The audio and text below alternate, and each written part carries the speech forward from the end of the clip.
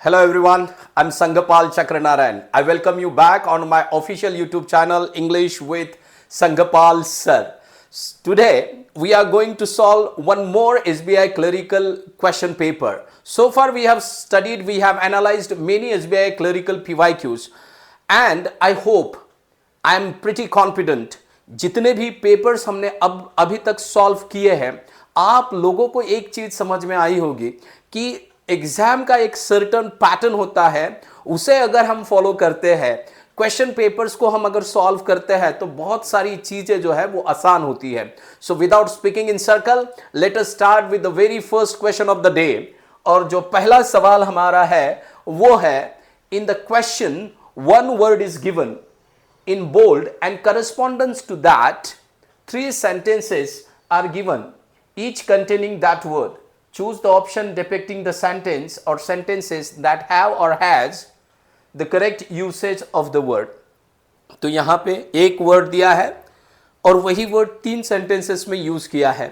हमें यह देखना है कि वह वर्ड कितने सेंटेंसेस में ठीक बैठता है. ठीक है, तो चलिए शुरुआत करते हैं. तो यहां पे है हमारा पहला क्वेश्चन.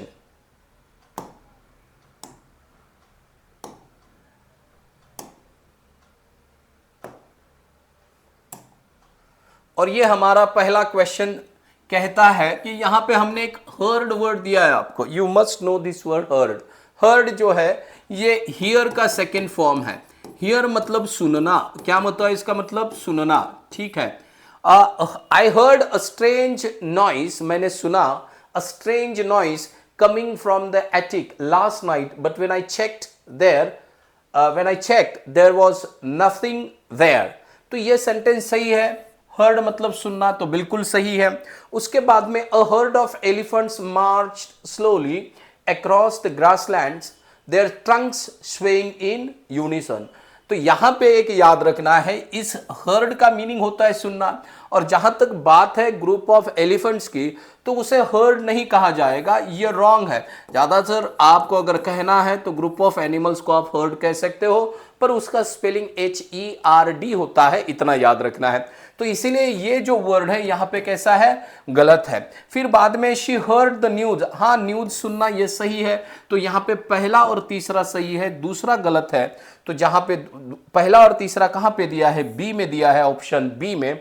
तो इसीलिए बोथ, यस, बी में दिया है, इसीलिए बोथ 1 and 3 आर करेक्ट. ये जो ऑप्शन है ये हमारा आंसर होना चाहिए. I hope you are getting it guys. Now let us move on to the next question. The next question is,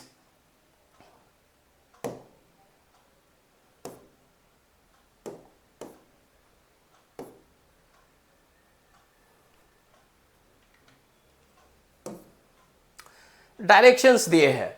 read the sentence carefully to determine if there is any grammatical error or contextual error. If there is an error, it will be in one part of the sentence. Identify the incorrect part. If the sentence is entirely correct, select no error as the response. So ये जो सवाल है हमारा error detection वाला सवाल है. हमें sentence दिया है, सेंटेंस को कुछ पार्ट्स में डिवाइड किया है और जिस पार्ट में एरर है उसे एज अ आंसर हमें सिलेक्ट करना है. अगर ऐसे लगता है कि दिया हुआ सेंटेंस बिल्कुल सही है, हमारे पास अगेन एक ऑप्शन है, दैट इज नो एरर. इसे एज अ आंसर सिलेक्ट करना है. Now let us try to understand. The public are requested not to throw paper in the park. यहां पे इन्होंने ये जो सेंटेंस दिया है इसको सॉल्व करना है. आप लोगों को समय देता हूं, आपका समय शुरू होता है अभी. पॉज कीजिए, आंसर कीजिए. आई होप आपने इसे पॉज करके आंसर किया होगा.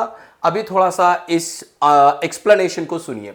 द पब्लिक आर रिक्वेस्टेड, ये सही है, पब्लिक को रिक्वेस्ट किया गया है. Are the public are requested not to throw. तो यहां पे टू के बाद में क्या आता है? इसके पहले बहुत बार हमने ये डिस्कस किया है. टू के बाद में आने वाला वर्ब V1 होता है. और यहां पे ये जो थ्रो दिया है ये वर्ब का सेकेंड फॉर्म है, इसीलिए ये गलत है. दिया कौन से पार्ट में है? सी में दिया है इसे, इसीलिए पार्ट सी हमारा आंसर है और इसे एज आंसर हमने सेलेक्ट किया है. I hope you understood this question. Now let us move on to the next question.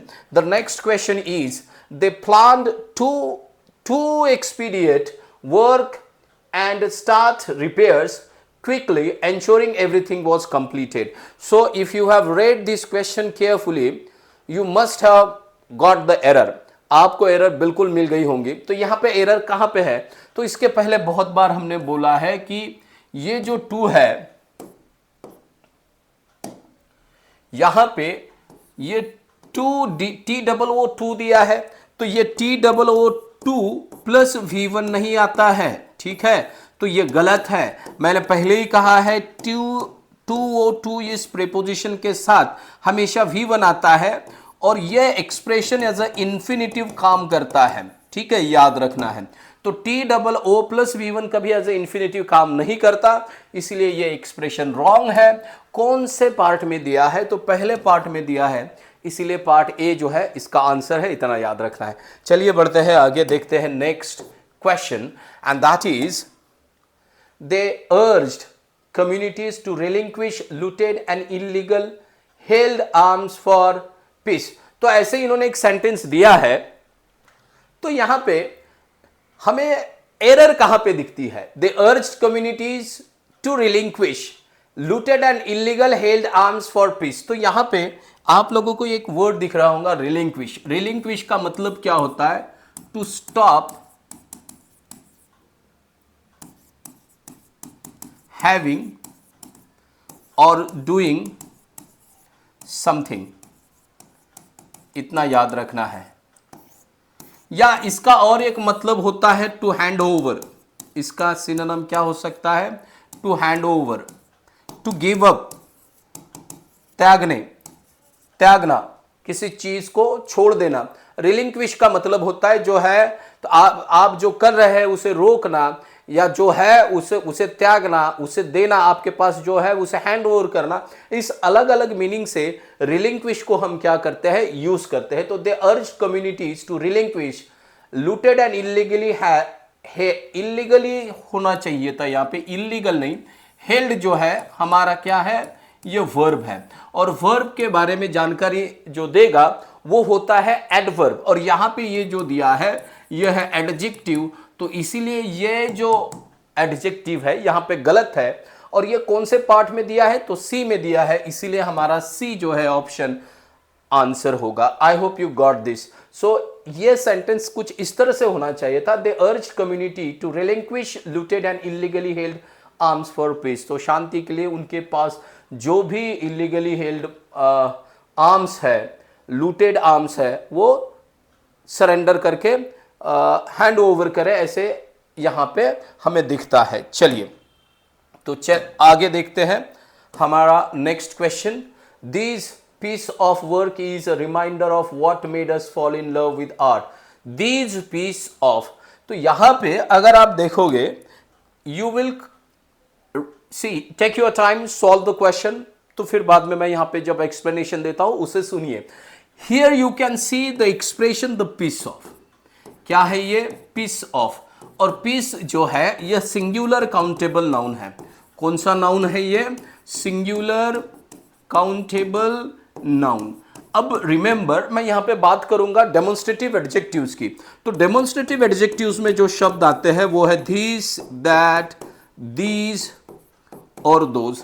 याद रखना है दिस दैट के बाद में सिंगुलर नाउन आता है, और जहां तक बात है दीज और दोज की तो इसके बाद में प्लूरल नाउन आता है. पर यहां पे जो नाउन दिया है वो सिंगुलर है, तो यहां पे दीज नहीं, यहां पे दिस की जरूरत है. इसका मतलब ये पार्ट गलत है. और कौन सा पार्ट है? वह है पार्ट ए. तो इसीलिए ए जो है हमारा आंसर है. Now let us move on to the next question. The next question is question number 6 to 11.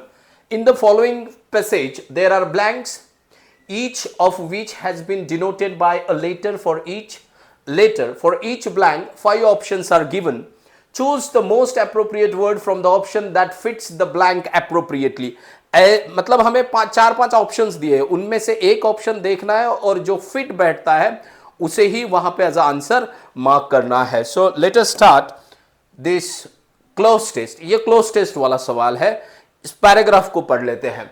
Global warming is one of the biggest facing the world today. It happens because of the increase in greenhouse gases like carbon dioxide, in the atmosphere. These gases trap heat and make the Earth's atmosphere dash. One major reason for global warming is pollution from factories, vehicles and deforestation. Cutting down trees reduces the Earth's ability to blank carbon dioxide. As a result, the air becomes more polluted and temperatures continue to rise. Now let us move on to the next paragraph of the passage. To fight global warming, we need to take serious steps. People should use renewable energy sources like solar and wind power instead of fossil fuels. Government should also create strict dash to control pollution and protect the environment. Another important step is planting more trees. Trees help absorb, remember, trees help absorb carbon dioxide and keep the air clean. If everyone takes small actions, it can make a big blank in protecting our planet. We must all work together to blank or dash global warming and save the earth for future generation. So after reading this paragraph passage, we come to know this passage is talking about global warming and the causes or the factors that are responsible for the global warming and what we should do to avoid this global warming. Now let us try to understand the passage and the question. तो ये passage है, इसके बाद में सवाल solve करेंगे, बीच में ही ये एडवर्टाइजमेंट है अपना SBI IBPS PO का अपना एक कोर्स लॉन्च होने जा रहा है 25 अगस्त को। जो भी 25 अगस्त से लेकर 27 अगस्त तक उस कोर्स को बाय करेगा उसे वह कोर्स सिर्फ और सिर्फ 20% के प्राइस में मिलेगा। 80% उस पे ऑफ है, 80% ऑफ है। यू नीड ओनली टू पे 20% of the amount. Late us start. तो यहां पे अभी देखते हैं हमारा passage. Global warming is one of the biggest solutions. किस चीज का सॉल्यूशन है ये सॉल्यूशंस है क्या फेसिंग द वर्ल्ड टुडे। हम सॉल्यूशन फेस कर रहे हैं, तो ये ग्लोबल वार्मिंग प्रॉब्लम्स हो सकता है, तो ये प्रॉब्लम्स है। बेनिफिट्स है क्या, हम आज उसके बेनिफिट्स ले रहे हैं। ये आइडियाज है, रिवील्स है, क्या रिवील्स कर रहा है। तो यहां पे ये प्रॉब्लम है हमारा, हमें समझ में आता है, तो इसीलिए इसका जो ऑप्शन है बी आंसर है। Now let us move on to the next question and the next question is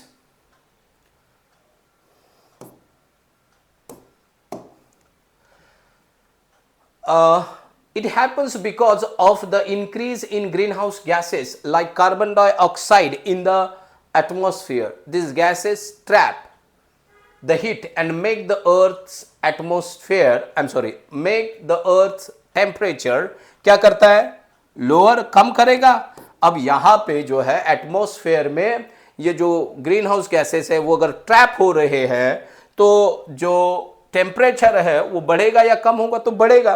तो कोल्डर ये बढ़ने वाला है क्या, बढ़ने से टेम्परेचर बढ़ता है तो एटमॉस्फेयर कोल्डर होगा, नहीं, ये वीकर होगा, कमजोर होगा। कमजोर की बात हो रही है, सेफर होगा, ये सेफ होगा। अगर हमारा टेम्परेचर यहाँ पे ग्रीन हाउस गैसेस ट्रैप होते जाएंगे तो अर्थ टेम्परेचर सेफर नहीं, तो क्या होगा, and makes the earth temperature safe नहीं करता, वो बढ़ाता है। तो बढ़ाने के लिए एक ही वर्ड दिया है, वो है higher, and that is given in option E. Therefore the answer for this B is option E. तो उसके बाद में इसे पढ़ लेते हैं। Global warming is one of the biggest problems facing the world today. It happens because of the increase in green house gases like carbon dioxide in the atmosphere. This gases trap and make the earth temperature higher. आगे, one major reasons for global warming is pollution from factories, vehicles and deforestation. Cutting down trees, remember this, tree का कहीं तो भी आगे जिक्र किया है, उस पे ध्यान देना था, मैंने कहा था, इसीलिए मैंने कहा था remember. So cutting down trees reduces the earth's ability.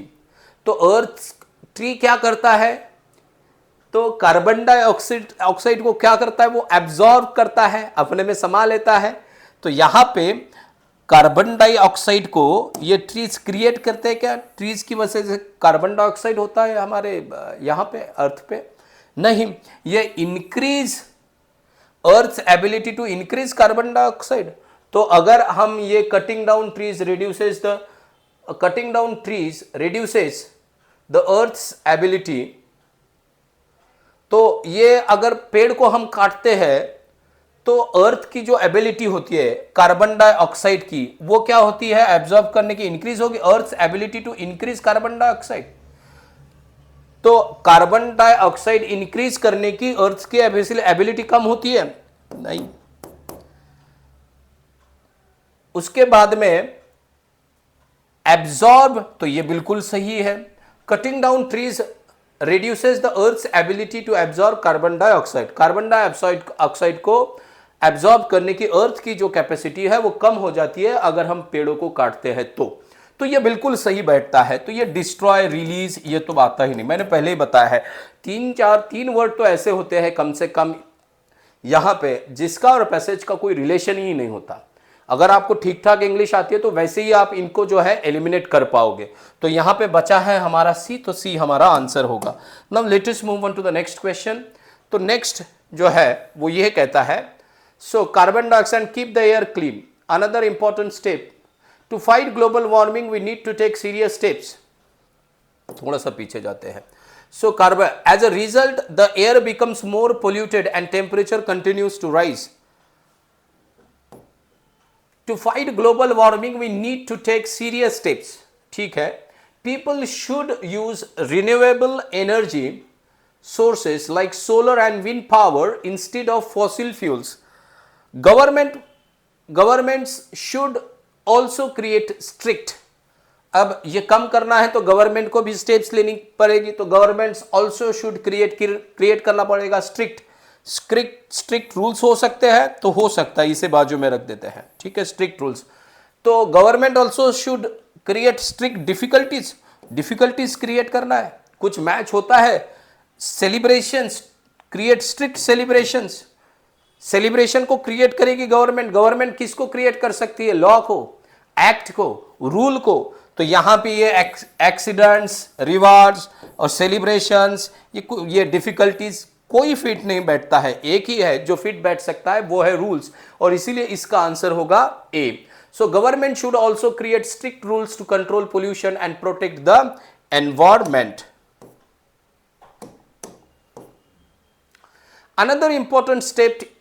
Another important step is planting more trees. Trees help absorb, देखो, trees help absorb carbon dioxide and keep the air clean. If everyone takes small action, it can make a big difference. इससे बहुत बड़ा अंतर आ सकता है, फर्क पड़ सकता है, तो ये डिफरेंस आएगा। Mistake, it can make a big mistake होगी क्या, it can make a great danger. अगर हम कुछ, if everyone take small action it can make, अगर हम सब लोग कुछ स्टेप्स लेते हैं इस कार्बन डाइऑक्साइड का एमिशन जो है वो कम करने में, तो ये डिफरेंस, ये डेंजर है, ये स्ट्रगल है, ये पनिशमेंट है, नहीं, बिल्कुल नहीं। ये क्या है, ये क्या करेगा, ये डेंजर नहीं तैयार करेगा, ये it can not make a big struggle, it can not make a punishment, can not make a mistake, it can make a big difference. इतना आप लोगों को याद रखना है। तो इसीलिए बी जो है हमारा आंसर होगा, to make a big difference. To make a difference का मतलब आपको पता है, इसके पहले भी ये ईडियम हमने देखी है। To make a great difference मतलब इससे बहुत ज्यादा फर्क पड़ता है। To make a great difference का मतलब होता है इससे क्या होगा, तो असर होना किसी चीज का। मेक अ ग्रेट डिफरेंस तो इसका ज्यादा असर होना, किसी चीज का असर होना। इस मीनिंग से हम टू मेक अ डिफरेंस इस ईडियम को यूज करते हैं। Now let us move to the next one.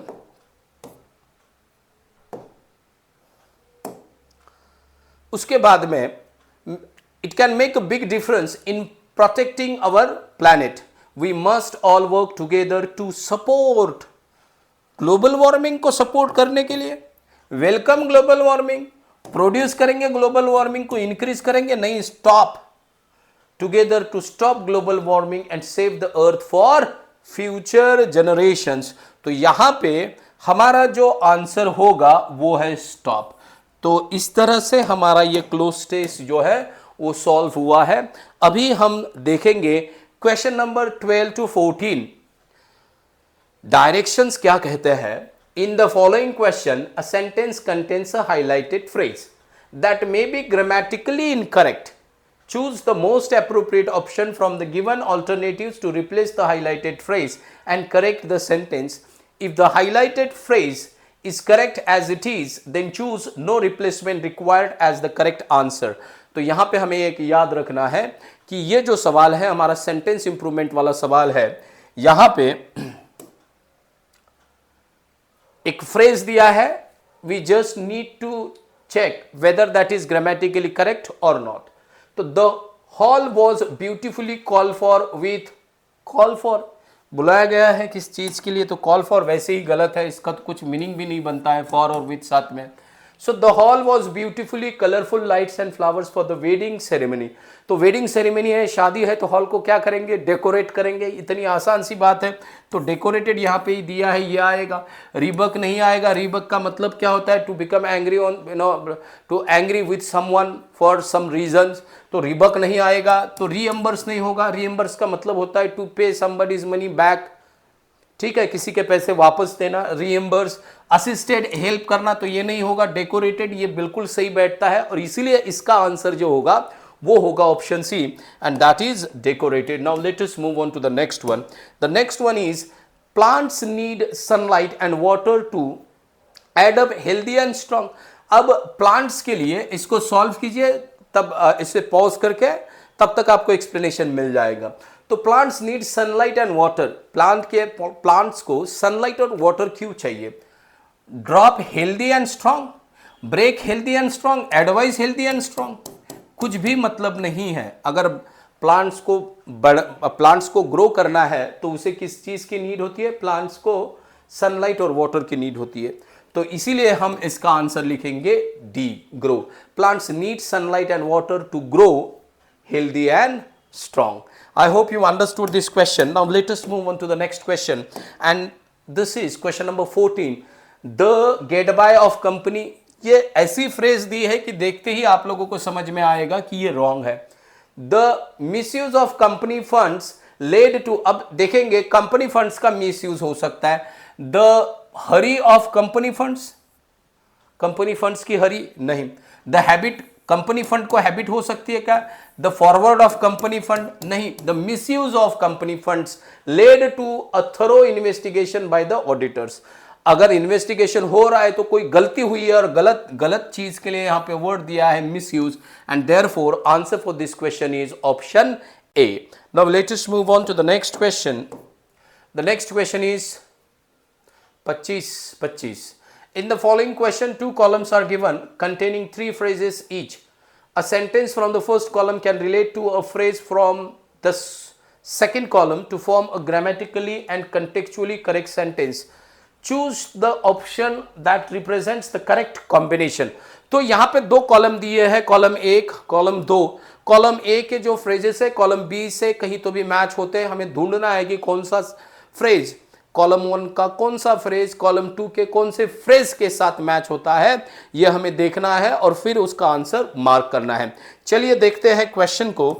Now here is the question, column 1 और कॉलम नंबर 2, यहां पे ये 3 पार्ट दिए हैं, यहां पे भी 3 फ्रेजेस है। द ट्रैवलर्स, नॉट, ये ईडियम नहीं, ये फ्रेज नहीं, एक्चुअली क्लॉज है। The travellers admire the breath taking scenic, the concert hall resonated with the soulful, आगे बाकी है, क्लॉज का आधा पार्ट दिया है। The determined athletes due to his unwavering, sentence का आधा पार्ट है, कुछ कह सकते हैं ऐसे। Dedication on the championship, the students on scientific discoveries to enhance efficiency in data processing. तो यहां पे जब हम पढ़ते हैं the travellers admire the breath taking scenic, तो यहां पे डेडिकेशन और चैंपियनशिप का कोई मतलब है इसके साथ? तो कुछ भी मतलब नहीं है। तो ए के साथ कोई भी मैच नहीं होगा, तो ए गया, हमारे ए का मैचिंग ही नहीं है। क्यों? The travellers admire the breath taking scenic, इसका डेडिकेशन ऑन द चैंपियनशिप नहीं। द स्टूडेंट्स, तो यहाँ पे ट्रैवलर्स की बात हो रही है तो स्टूडेंट्स बीच में नहीं आएगा।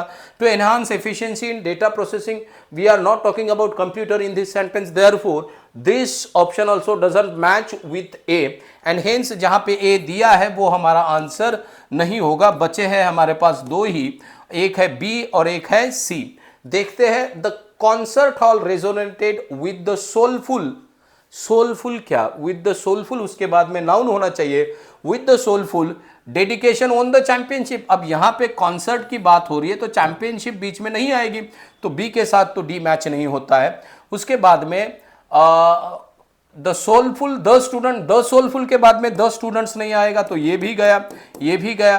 टू एनहांस द, यहां पे विद द सोलफुल जो है ये एडजेक्टिव है, तो इसके बाद में हमें नाउन चाहिए, नाउन कहीं पे नहीं है, इसका मतलब बी भी किसी के साथ मैच नहीं होता, और जहां पे बी है वो हमारा आंसर नहीं होता होगा। तो ये सी में दिया है बी, तो ये ऑप्शन भी हमारा गया, बचा हमारे पास सी डी। देखते हैं ये मैच होता है क्या। तो यहां पे द डिटरमाइंड एथलेट, एथलेट है, due to his unwavering unstoppable dedication, unwavering मतलब बिना रुका हुआ, continuous, unstop unwavering dedication on the championship. Yes, ये हो सकता है, सी और डी मैच होता है, इसीलिए बी जो है वो हमारा आंसर होगा, क्योंकि ये कनेक्ट करता है, वो एथलेट है, ड्यू टू हिज अनवेवरिंग क्या, डेडिकेशन, कैसा डेडिकेशन, अनवेवरिंग डेडिकेशन, तो ये मैच हो रहा है, it is acting as an adjective, और ये नाउन है, ऑन द चैंपियनशिप, बिल्कुल सही मैच होता है, इसीलिए हमने ऑप्शन बी को एज अ आंसर चुना है। Now let us move on to the next question. 26 से लेके अब 30 नंबर के क्वेश्चन तक, अब ये 5 सवाल है, इनको हम सॉल्व करते हैं, और इनको सॉल्व करने के बाद हम रुक जाएंगे। For the following question a sentence is provided with 3 highlighted words that may be incorrectly position, choose the correct sequence to rearrange these words ensuring the sentence is both grammatically and contextually correct। ठीक है, 3 highlighted words यहां पे दिए हैं, word swapping का ये सवाल है, और पहला है being listener includes being a good polite and not interrupting people. तो इंटरप्टिंग पीपल चलिए छोड़िए, बीइंग पोलाइट हो सकता है, being listener includes being good polite, polite और गुड एक जगह नहीं आएंगे, तो इसीलिए मुझे यह समझ में आया है कि बीइंग पोलाइट, अगर आप पोलाइट हो तो उसमें कौन सी चीजें हो सकती है, तो उसमें being polite includes being a good listener and not interrupting people. तो ये चीज यहां पे हुई है कि बी ए की जगह आएगा और ए बी की जगह जाएगा, तो पहले आएगा बी, उसके बाद में आएगा ए। कहां पे दिया है, यहां पे है नहीं, यहां पे है नहीं, यहां पे है पर आखिरी में दिया है, तो ये सी पहले दिया है, यहां पे सी पहले आता ही नहीं, तो इसीलिए ये भी हमारा आंसर नहीं। तो बचा क्या, बी ए सी। यस, एब्सोल्युटली राइट, पहले बी लिया है, polite, being polite includes being a good listener and not interrupting people. ये सही बैठता है कंटेक्स्ट में भी और ग्रामर में भी। Shall we move on to the next question. Alright, चलिए, आई होप आप लोगों को ये सवाल समझ में आया है। अब नेक्स्ट क्वेश्चन जो है वो है the considerate man held his head over the elderly woman's umbrella. अब ये 3 वर्ड आपको दिख रहे हैं, एक है कंसिडरेट, दूसरा है हेड, और तीसरा है अम्ब्रेला। अब कौन सी चीज कहां पे रखनी है, इसे आप लोग जरा सा सोचिए और सॉल्व करने की कोशिश कीजिए। आई होप आप लोगों का आंसर आया होगा, मैं इसे थोड़ा सा एक्सप्लेन कर देता हूं। द कंसिडरेट क्या, द कंसिडरेट मैन, ये सही है, held his head over the elderly woman's umbrella, नहीं, उसका जो सिर है उसने, वो जो बूढ़ी औरत है उसके अम्ब्रेला के ऊपर रखा है, नहीं, अम्ब्रेला हो सकती है, इसे थोड़ा सा चेंज करके देखते हैं हम, देखिए आंसर आता है या नहीं। तो the considerate man held his umbrella over the elderly woman's head, तो ये बिल्कुल सही है, तो इसीलिए यहां पे हमारा जो आंसर होगा वो होगा ए सी बी। कहां पे है ए सी बी, पहले इसमें दिया है, तो इसीलिए हम इसका आंसर ऑप्शन ए चुनेंगे। क्यों, क्योंकि कंसिडरेट सही है, मैन कैसा है, कंसिडरेट है, ये एडजेक्टिव है, चलेगा, बिल्कुल सही है। हेल्ड हिज हेड भी सही है, ओवर द एल्डरली वुमन्स नहीं, वहां पे मैन हेल्ड हीज हेड सही नहीं है, क्यों, क्योंकि उसके सिर को उसने पकड़ के नहीं रखा है, अम्ब्रेला को पकड़ के रखा है, तो man held his umbrella over the elderly woman's head, सही बना। चलो नेक्स्ट सवाल देखते हैं, नेक्स्ट क्वेश्चन देखते हैं। नेक्स्ट क्वेश्चन है the spreading teacher benignant her time volunteered kindness to everyone she met. तो तो यहाँ पे किसी की बात हो रही है, किसकी बात हो रही है ये अगर आपको समझ में आए तो बाकी सारा किस्सा एकदम आसान बन जाएगा आपके लिए। पर बात किस चीज़ के बारे में की जा रही है यही समझ में ना आए तो किस्सा इतना आसान नहीं बनेगा। तो यहाँ पे द स्प्रेडिंग टीचर नहीं होगा। द स्प्रेडिंग टीचर होगा क्या? नहीं, यहाँ पे टीचर हमारा नाउन है। क्या है teacher? Teacher is a noun. तो ये टीचर कैसा है? स्प्रेडिंग है, फैलने वाला है? नहीं, बेनिगेंट हो सकता है, काइंडली। क्या होता है इसका मतलब? काइंड, दयालु, अच्छा। सो द बेनिगेंट टीचर ये हो सकता है। टीचर कैसा है उसका स्वभाव की बात हो रही है, तो पहले जो आएगा हमारा बी आएगा। इसका मतलब ए और सी हमारा ऑप्शन अब आंसर नहीं हो सकता, क्योंकि ये ऑप्शन बी वाला बेनिगेंट इधर आया है, तो पहले बी। उसके बाद में अब the benignant teacher spreading her time, volunteered kindness, नहीं, वॉलंटियर्ड चाहिए। The benignant teacher volunteered her time, खुद से वो समय दे रही है, किस लिए? Spreading kindness to everyone she met. तो यहां पे ये दोनों भी बदल जाएंगे। स्प्रेडिंग आएगा सी में, स्प्रेडिंग का आएगा सी में आएगा, और वॉलंटियर कहा जाएगा बेनिगेंट की जगह जाएगा। इसका मतलब ए आखिरी में आएगा। ए कहां पे आएगा? आखिरी में आएगा। पहले क्या आएगा? बी आएगा। कहां पे दिया है? डी में कहीं और है? नहीं है, इसलिए इसका ऑप्शन होगा, आंसर होगा ऑप्शन डी। और इस सेंटेंस को किस तरह से पढ़ा जाएगा? पढ़ा जाएगा the benignant teacher volunteered her time spreading kindness to everyone she met, इस तरह से होगा। तो ये क्यों आया है? क्योंकि वॉलंटियर्ड कहां गया है? ये वॉलंटियर्ड गया है यहां पे, और ये कहां पे आया है? तो ये आया है यहां पे। तो ये सी में कौन आया है? तो सी में आया है ए। सी में कौन आया है? ए। यहां पे बी में कौन आया है? तो बी में आया है सी। बी में कौन आया है? सी आया। और ए में कौन आया है? बी। तो ये क्या बन गया? बी सी ए। क्या बन गया है ये? बी सी ए। और ये कहां पे दिया है? डी में। इसीलिए डी ऑप्शन जो है, ऑप्शन डी हमारा आंसर है। Now let us move on to the next question, and you can see the question number 28 on your screen. Take your time, try to solve this. ठीक है, इसे pause करना है, solve करना है, तब तक मैं इसका एक्सप्लेनेशन दे देता हूं। The spreading teacher, I am sorry, benignant volunteered, यही सवाल है शायद।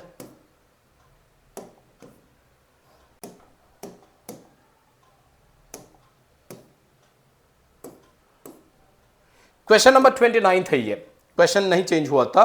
तो यहां पे the personality child was liked by all his teachers due to his easy going agreeable. ठीक है, तो यहां पे अग्रीबल क्या है? तो अग्रीबल जो है वो हमारा एडजेक्टिव है, और एडजेक्टिव किसके साथ आता है? नाउन के साथ है, नाउन के पहले आएगा। तो किसके बारे में जानकारी देता है ये भी हमें देखना पड़ेगा।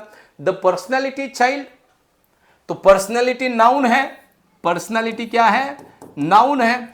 तो नाउन, नाउन के बारे में जानकारी नहीं देगा, दो नाउन एक साथ नहीं जाएंगे, तो ये गलत है, ये समझ में आ रहा है।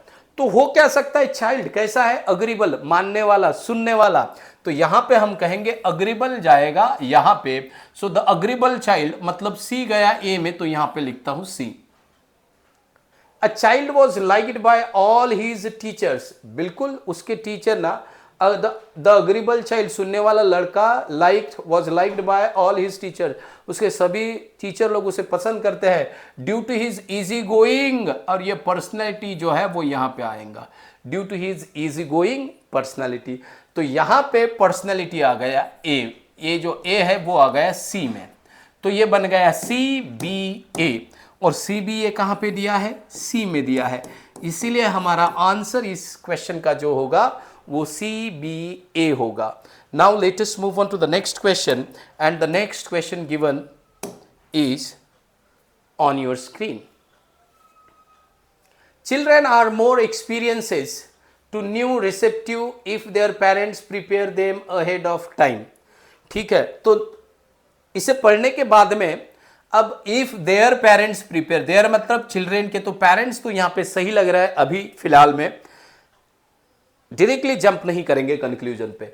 चिल्ड्रेन आर मोर एक्सपीरियंसेस, नहीं, तो ये नहीं होगा। तो चिल्ड्रेन आर टू न्यू, तो यहां पे जाएगा children are more receptive to new, तो नई चीजें नई चीज़ें सुनने के लिए, नए सजेशन सुनने के लिए, नई चीज़ें सीखने के लिए children are more receptive to new if their parents prepare them ahead of time. समय के आगे अगर उन्हें उनके पेरेंट्स प्रिपेयर करते हैं तो बच्चों को चीज़ें जो है वो जल्दी ज़्यादा समझ में आएगी। तो ये होगा children are more receptive to new experiences. तो यहाँ पे न्यू क्या है, यहाँ पे आएगा एक्सपीरियंसेस। क्या आएगा? एक्सपीरियंसेस। ये बिल्कुल सही जाएगा। रिसेप्टिव मतलब जो किसी चीज़ को जल्दी समझने की कोशिश करता है, जल्दी समझता है, ठीक है, या किसी सजेशन को सुनता है, समझता है, तो समझने की, आकलन की शक्ति। The children are more receptive to new experiences if their parents prepare them ahead of time. तो यहां पे जो गया है वो गया है बी, और बी में आया है ए, तो बी ए सी होगा। कहां पे दिया है? ऑप्शन बी में, इसीलिए ऑप्शन बी जो है इसका आंसर होगा। यह था हमारा last question of this lecture. Guys I hope आप लोगों को जितने भी क्वेश्चंस मैं यहाँ पे ले रहा हूँ, जितना भी एनालिसिस हम देख रहे हैं, कुछ चीज़ें आपको समझ में आ रही होंगी कि रिपीटेड चीज़ें तो होती है, जैसे कि TOO2 वाला आपको समझ में आ गया होगा कि ये वाला बहुत बार आया है सर। 2+V1 के बारे में बहुत ज़्यादा बात हो रही है, एडजेक्टिव के बारे में बात हो रही है, एडवर्ब के बारे में बात हो रही है, इसके बारे में बात हो रही है, मतलब इन्फिनिटिव के बारे में बात हो रही है। ऐसी कुछ चीज़ें, उसके बाद में आइदर नाइदर के ऊपर भी सवाल पूछे गए हैं। तो कुछ चीज़ें हैं जो रिपीटेड है, वो आप लोगों को समझ में आ रही होंगी, उस पर आप लोगों को ज़्यादा फोकस करना है, ठीक है। और साथ में ही ये लेक्चर सीरीज आपको पसंद आ रही है तो देखिए, हमारा तो एक ही एक्सपेक्टेशंस होता है कि आप इसे लाइक करें, कमेंट करें, शेयर करें, जितना ज़्यादा शेयर कर सकते हो। और अभी तक सब्सक्राइब नहीं किया है तो सब्सक्राइब का बटन दबा दीजिए। नॉलेज को जितना ज़्यादा लोगे, जितना ज़्यादा शेयर करोगे, उतना ज़्यादा नॉलेज बढ़ेगा। नहीं तो दिन भर तो हम रील देखते ही रहते, दिन भर उसमें से क्या मिलेगा हम लोगों को? कुछ नहीं।